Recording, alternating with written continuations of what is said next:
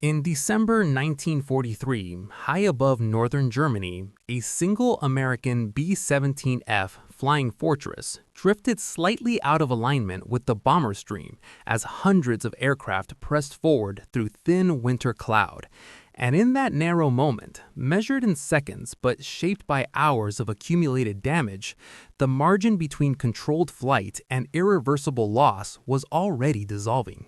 Because this was not the beginning of the mission, but the point where everything fragile had already been tested and weakened, where systems no longer backed one another up, where human endurance was replacing mechanical reliability. And the aircraft, now known as Ye Old Pub, was still flying only because the physics of lift had not yet been fully betrayed by the violence inflicted upon it.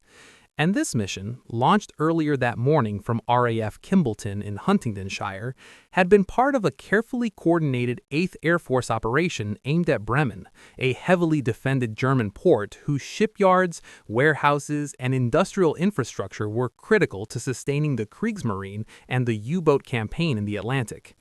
And like so many daylight raids of late 1943, it was planned with precision, but executed under conditions that no amount of planning could tame, because German air defenses had evolved, adapted, and concentrated, turning the skies over the Reich into layered zones of lethal resistance. And as the 379th Bomb Group climbed to altitude and assembled into formation over England, nothing yet distinguished the Ye Old Pub from the hundreds of other B-17s surrounding it, its 4 Wright R-1820 engines running within expected parameters, its crew performing routine checks, its defensive guns manned by men who had already learned that routine did not mean safety. And as the formation crossed the Dutch coast and penetrated deeper inland, the sky ahead darkened not with weather but with flak. Heavy anti-aircraft fire thrown upward by batteries positioned to bracket altitude bands and saturate bomber boxes with timed bursts. And it was here, before the bomb run was complete, before any turn for home was possible, that Ye Old Pub suffered the damage that defined the rest of its flight. Because a concentrated flak burst detonated directly in front of the nose, shredding the plexiglass, collapsing structural framing, and driving high-velocity fragments through the forward compartment, instantly killing the navigator, severely wounding the bombardier, and leaving the aircraft without 2 of the crew members responsible for guiding it precisely to target and back. And the violence of that moment was not cinematic, but abrupt, disorienting, and final. The kind of event that transforms a mission into an emergency without warning.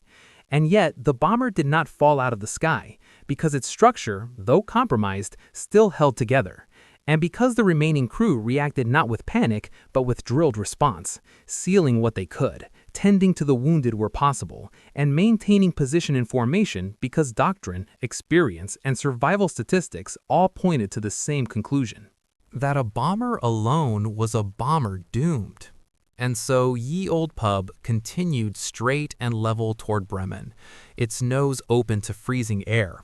oxygen pressure compromised, temperature inside dropping rapidly as the aircraft pressed onward at altitude. And when bombs were released over the target area, the aircraft was already no longer whole, already bleeding airspeed and structural integrity, already accumulating damage that would not reveal its full consequences until later. And as the formation turned west and German fighter units moved in to intercept, the nature of the threat changed from impersonal mathematics to deliberate pursuit, because the Luftwaffe had refined its tactics by late 1943, using coordinated attacks by fighters armed with heavy cannon, approaching from head-on angles that minimized exposure time and exploited the B-17's weakest defensive arcs. And Ye Old Pub, now slightly lower and slower than the rest of its box, immediately drew attention, not because of any dramatic maneuver, but because damaged aircraft advertise themselves through subtle deviations that trained eyes can detect instantly. And the first head-on pass came fast, closing at hundreds of miles per hour, cannon shells striking the fuselage, wings, and tail, tearing away metal, damaging control surfaces and further degrading systems already strained by flak.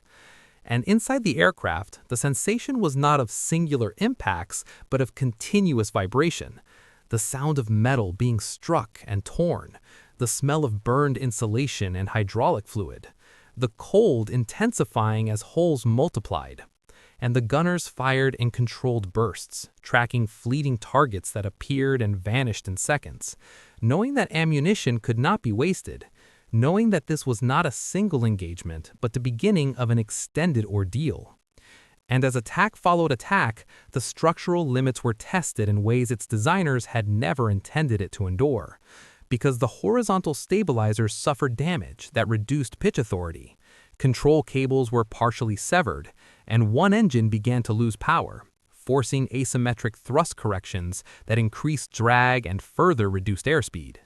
And now the pilot and co-pilot were no longer flying by reference to smooth responses, but by constant anticipation, holding pressure on the controls, compensating before deviations became unrecoverable, and communication within the aircraft deteriorated as interphone lines failed, and crew members relied on hand signals and shouted warnings across compartments filled with wind and noise. And despite this, no order was given to abandon the aircraft, because the reality of parachuting over enemy territory was understood by everyone on board, and because as long as the bomber remained airborne, even barely, it represented the only path home that did not end in captivity or worse.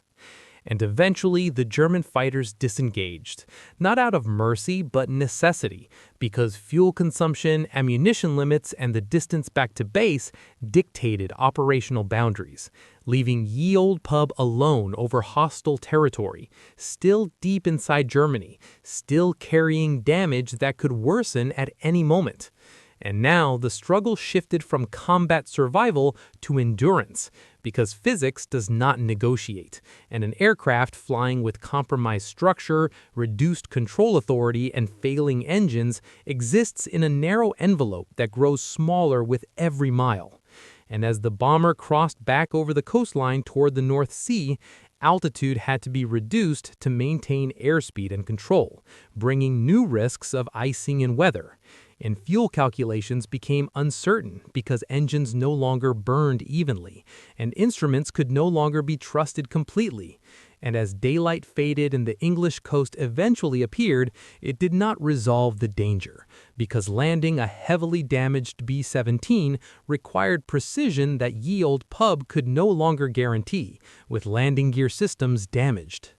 Airframe integrity uncertain, and control responsiveness degraded to the point where even minor corrections carried disproportionate consequences, and ground crews at RAF Kimballton watched the approaching aircraft with growing alarm, seeing holes through wings and tail, seeing the torn nose, seeing an approach profile that did not match standard parameters, and emergency services were positioned because experience had taught them that survival up to the runway threshold did not guarantee survival beyond it. And as the bomber lined up for final approach, engine straining, control pressures uneven, wounded crew members barely conscious, the aircraft descended toward the runway, carrying the accumulated weight of everything that had gone wrong since Bremen. And in the final seconds before touchdown, with airspeed marginal, controls damaged, and gravity asserting itself without compromise, the outcome of the flight was still undecided, balanced between a landing that should not be possible and a collapse that would erase everything the crew had endured,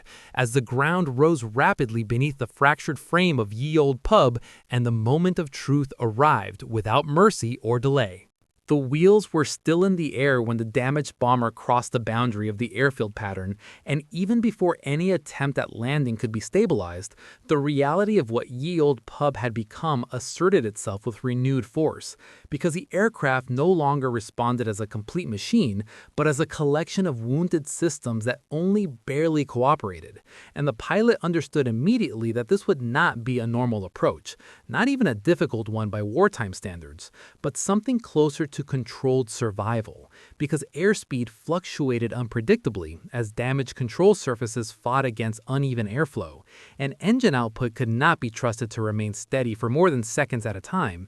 And while the ground crews watched from below, unable to intervene, the men inside the aircraft were fighting a quieter, more exhausting battle, one defined by concentration rather than enemy fire, because every second now required deliberate input, deliberate correction, deliberate restraint. And the co-pilot held pressure on the yoke not to change direction, but simply to keep the aircraft from slowly diverging into an unrecoverable descent. And inside the fuselage, the surviving crew members were braced against bulkheads and equipment, acutely aware that the structure around them was no longer guaranteed to absorb shock. And the landing gear, lowered with caution, locked unevenly, introducing drag and yaw that had to be countered with rudder authority that no longer existed in full. And the aircraft sank faster than expected, forcing a brief increase in power that stressed already damaged engines, and the runway threshold rushed toward the nose with alarming speed. And although the aircraft did touch down, the moment did not bring relief, because touchdown was not the end of danger, but the beginning of another phase entirely, as the bomber's compromised landing gear absorbed stress unevenly, causing the aircraft to lurch and shudder along the runway, tires screaming, metal grinding. And for several seconds, it was unclear whether the bomber would remain upright or collapse onto one wing. And when it finally slowed and came to a halt, it did so not with dignity, but with exhaustion, like a machine that had spent every remaining reserve simply to reach this point. And yet, even then, the mission was not over, because wounded crew members still required urgent care, and the aircraft itself, riddled with damage, posed risks of fire or structural failure until engines were shut down and fuel systems secured. And as ground crews rushed in, they were confronted with the true scale of what the bomber had endured, seeing daylight through the fuselage, seeing control cables hanging slack, seeing sections of tail and wing that no longer resembled engineered structures, but torn fabrications of bent aluminum and rivets stretched beyond tolerance. And it was only then, after the aircraft was finally still, that the cumulative weight of the mission became visible in full. And yet, the story of escalation and strain did not belong only to the final moments over England, because every mile from Bremen to Kimballton had imposed decisions that carried irreversible consequences. And to understand how close Ye Olde Pub had come to failing completely, it is necessary to return mentally to the period after the German fighters disengaged, when the aircraft was still over enemy territory and the crew could not yet see home. Because it was during that long, quiet transit that the most dangerous form of strain took hold. Not the sudden violence of combat, but the sustained pressure of keeping a damaged aircraft within a shrinking envelope of possibility. And the pilot could not relax pressure on the controls for even moments, because doing so allowed oscillations to build, small deviations that grew larger with each cycle until recovery required strength and timing that fatigue threatened to undermine. And the co-pilot mirrored these efforts, providing redundancy not through systems but through shared physical endurance. And below them, the engines burned fuel unevenly, forcing constant recalculation of range, because losing even one more engine would likely have forced a ditching in the North Sea, a scenario that offered little hope in winter conditions. And the crew understood this not as abstract risk, but as an ever-present boundary, shaping every decision about altitude, power settings, and course corrections. And as the bomber descended gradually to maintain control authority, it entered layers of cloud and moisture that threatened icing. And while the aircraft avoided catastrophic accumulation, the added drag further eroded airspeed margins, making any climb impossible and any descent potentially unrecoverable. And navigation, once the domain of the now dead navigator, had become an improvised task relying on partial instruments, landmarks glimpsed through cloud breaks, and timing estimates that assumed no further deviations, and the crew could not know whether German fighters might reappear, because even damaged aircraft could still be intercepted near the coast. And this uncertainty forced the gunners to remain alert long after exhaustion dulled reaction times. And inside the aircraft, the wounded bombardier's condition deteriorated as cold and blood loss took effect, demanding attention that further divided the crew's limited capacity. And all of this unfolded without dramatic confrontation, without external validation, because endurance missions rarely announce themselves as such while they are happening. And as the coastline finally appeared, the crew faced another calculation, whether to attempt a direct return to base or divert to a closer field. And this decision was shaped by runway length, familiarity, and the aircraft's handling limitations, because a shorter or unfamiliar runway increased the risk of overrun or collapse. And RAF Kimballton, while not ideal, represented known terrain and procedures, and committing to that choice closed off alternatives, meaning that any further degradation would have to be managed without escape options. And as radio contact was established intermittently, ground controllers were informed of the aircraft's condition in fragmented updates, enough to prepare emergency response, but not enough to guarantee outcome. And as the bomber entered the pattern, the crew could feel how fragile control had become at lower speeds, how the aircraft resisted alignment, how corrections lagged behind inputs, and the approach required a speed higher than standard to maintain responsiveness, which in turn increased landing distance and stress on gear already weakened by battle damage. And every adjustment carried trade-offs that could not be avoided, only managed. And when the aircraft finally came to rest, the escalation and strain that defined the flight did not resolve into triumph or relief, but into silence, broken only by the sounds of cooling engines and approaching vehicles. And the men who climbed out did so knowing that their survival was not the result of a single heroic act, but of hours of sustained decision-making under conditions that offered no margin for error.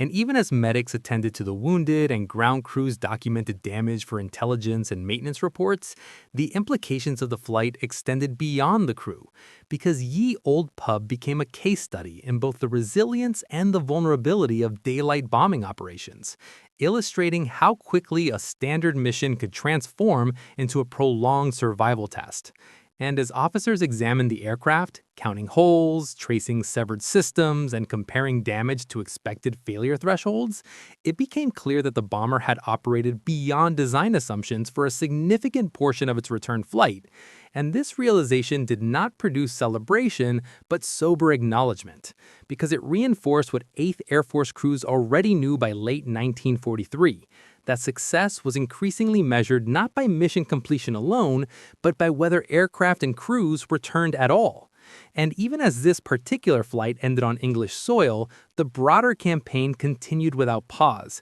sending more crews into the same contested airspace under the same evolving threat conditions. And the survival of Ye Old Pub did not reduce the danger of the next mission, because escalation was systemic, driven by strategic necessity and enemy adaptation. And the strain experienced by this crew was being replicated daily across the bomber force, accumulating in fatigue, attrition, and hard-earned procedural adjustments. And as night fell over RAF Kimballton and the damaged bomber sat silent on the field, its fate still uncertain, its future service unknown, one question remained unresolved: whether the aircraft itself could ever fly again, and whether the limits it had exposed would force changes before another crew was pushed just as close to the edge. The damaged aircraft did not immediately become history simply because it had stopped moving, because the true measure of how close Ye Old Pub had come to failure only emerged in the hours and days that followed, when engineers, intelligence officers, and flight surgeons examined evidence that told a quieter but more unsettling story, one that revealed how near the flight had come to ending very differently, because structural damage that looked survivable at a distance revealed stress fractures, elongated rivet holes, and load paths that had been holding together through chance and constant correction rather than strength. And when the tail section was examined more closely, it became clear that the horizontal stabilizer had lost so much integrity that a slightly steeper descent angle or a single abrupt gust on final approach could have exceeded its remaining tolerance, causing loss of pitch control at a height where recovery would have been impossible. And this realization reframed the final minutes of flight not as a dramatic success, but as a prolonged flirtation with aerodynamic limits that no crew could have knowingly accepted. And yet, those limits had not been visible from inside the cockpit, where information arrived slowly, partially, and often too late to fully understand. And this gap between reality and perception is where near failure lives, because decisions were being made with incomplete awareness, under the assumption that certain systems still existed, when in fact they were only barely functioning. And during the return flight, after the last German fighters disengaged, the aircraft had entered a phase where failure would not announce itself through violence, but through gradual divergence, a slow accumulation of small errors that could no longer be corrected once fatigue overcame strength, and the pilot's hands, locked around the controls for hours, had been compensating instinctively for asymmetries that no longer appeared on instruments, because the instruments themselves were no longer fully reliable, and the co-pilot's assistance had not been redundant, but essential, because maintaining pressure without relief prevented oscillations that might have grown uncontrollably if even one correction cycle had been missed. And the engineers later determined that the control cables running through the fuselage had been partially severed in multiple locations, leaving only strands carrying loads they were never meant to sustain alone. And these strands had not failed only because control inputs were smooth, gradual, and constant, avoiding sudden spikes that would have snapped them instantly.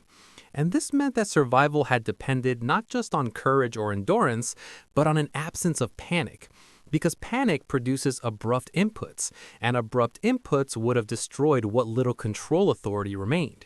And fuel system analysis revealed another layer of risk that had not been apparent during flight, because one of the engines had been drawing fuel irregularly due to damage sustained during fighter attacks, meaning that consumption estimates used during the crossing of the North Sea had been optimistic by several minutes.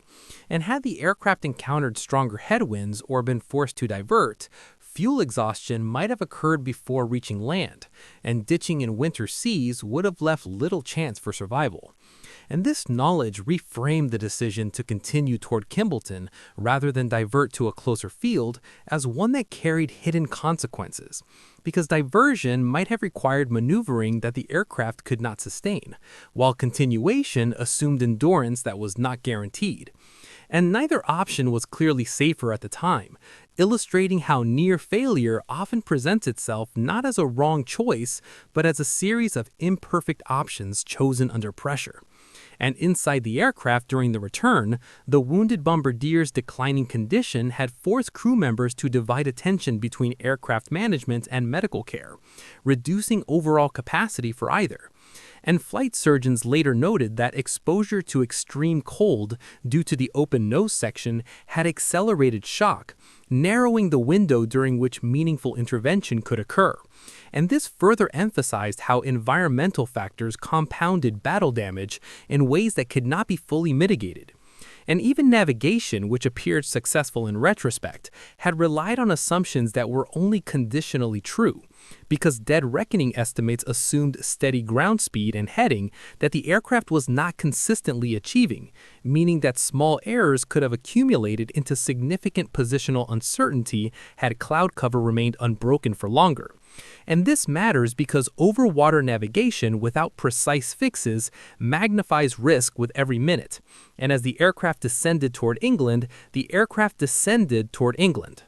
The crew had unknowingly entered the most dangerous zone of the flight, not because of enemy presence, but because the aircraft's remaining lift margin shrank rapidly as speed decreased, and post-flight analysis showed that stall speed had increased due to structural deformation and damage-induced drag, leaving almost no buffer between controlled flight and aerodynamic collapse during approach. And this meant that the slightly higher than normal approach speed used by the pilot, chosen instinctively to preserve control responsiveness, had been the only viable option, even though it increased landing stress. And had the pilot attempted a textbook approach profile, the aircraft might have stalled short of the runway. And this convergence of factors reveals how close the flight came to failing, not once, but repeatedly, across multiple domains, with each success merely postponing the moment when margins disappeared entirely. And this is what defines near failure,